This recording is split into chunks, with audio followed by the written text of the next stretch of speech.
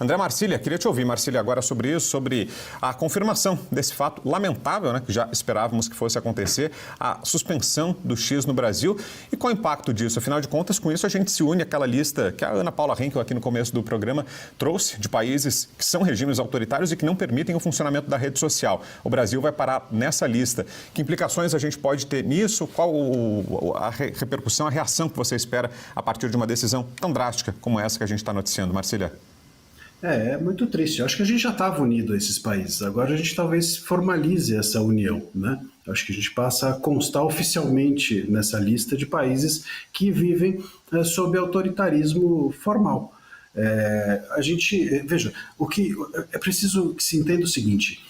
O que aconteceu nesse caso? O Musk descumpriu uma ordem judicial ou não descumpriu uma ordem judicial? Não interessa. Descumprir ordem judicial não é crime. Descumprir ordem judicial não pode resultar em prisão. Descumprir ordem judicial não pode derrubar a rede. Não é crime e não pode resultar em prisão porque o nosso código, a gente tem no CPC expresso que se você descumprir uma ordem judicial e houver uma pena mais branda do que a da prisão, é essa que deve ser aplicada. E existe? Existe qual? Multa.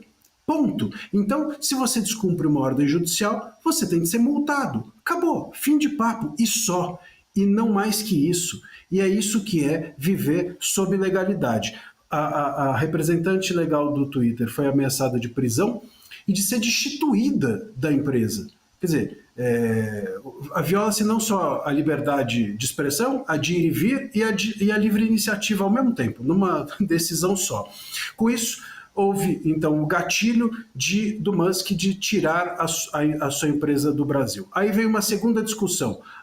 O Musk precisa colocar um representante legal no Brasil. Muito bem, tem controvérsia sobre isso. Eu entendo até que deva ter um representante, mas não importa de novo. Porque se você não tem um representante aqui, e é devido que tenha, isso não justifica derrubar uma rede. Veja, derrubar uma rede é prejuízo para todo mundo. Não apenas para o Musk, o maior sacrificado somos nós, 22 milhões de pessoas censuradas. É esse o resultado da decisão do STF.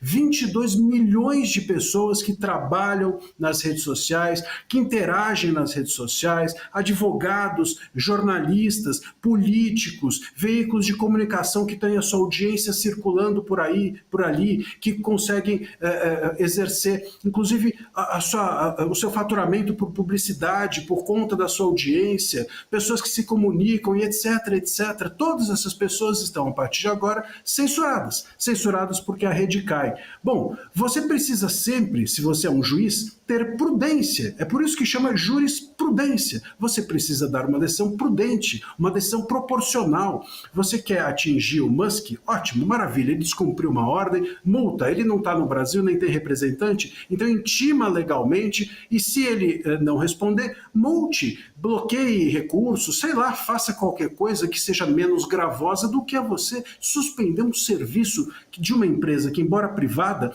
tem um efeito público. Hoje, o X, ele centraliza o debate público do país. E não só público, mas político também. Nós temos campanhas de candidatos, sobretudo candidaturas novas, que são impulsionadas hoje nas redes sociais. Essas candidaturas que não têm uma estrutura econômica ou jurídica muito grande, se não forem as redes sociais, elas serão invisibilizadas, sobretudo nas eleições municipais. Acaba se privilegiando quem? Os velhos de sempre da política, as grandes campanhas, os conhecidos candidatos. Então, é um efeito imenso contra todo mundo, não faz o menor sentido.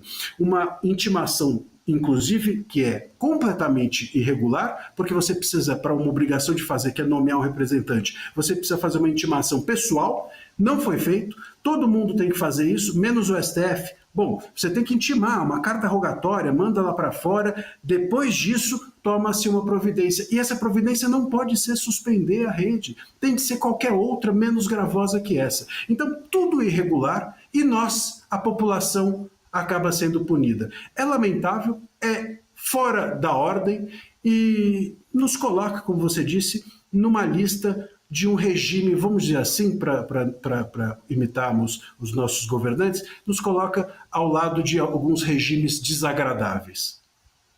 Agora, Marcília, você espera algum tipo de reação também internacional? Afinal de contas, imagino que isso salte aos olhos do mundo, né? Uma decisão de um juiz, claro, da Suprema Corte Brasileira, que tira do ar o X, uma rede social que está em praticamente todo o mundo civilizado, está em todas as democracias modernas. Ele está presente, só está excluído, como a gente falou, de regimes autoritários dessa lista aí de países composta por exemplo, Coreia do Norte, Cuba e Venezuela.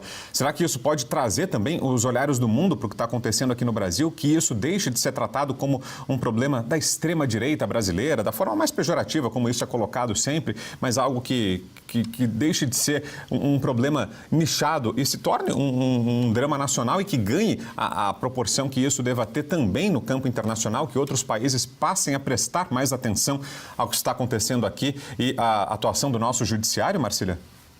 Olha, eu espero, Vitor, antes de uma reação internacional, uma reação nacional. Porque a gente não tem, até onde eu sei, eu não estou vendo o nosso Congresso, pelo menos de uma forma coletiva, se preocupar com o tema. Eu estou vendo o Executivo bater palma para isso, como se fosse um problema dos outros e não dele. Como a gente falou, isso traz questões, repercussões econômicas imensas, inclusive de visibilidade de uma imagem péssima lá para fora. O nosso executivo está achando bacana, está achando bom isso? O nosso Congresso está fazendo o quê? Uma das funções do Congresso é a de freios e contrapesos, é de barrar abusos dos outros poderes, é de fiscalizar esses abusos e tomar providências. O que está sendo feito? O que está sendo feito? Os demais ministros do STF estão de acordo ou não com isso?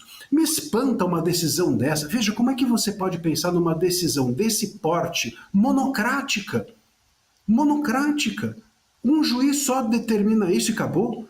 Os outros ministros estão de acordo com isso ou não? Porque, veja, se eles estão de acordo com isso, eles precisam assumir essa concordância.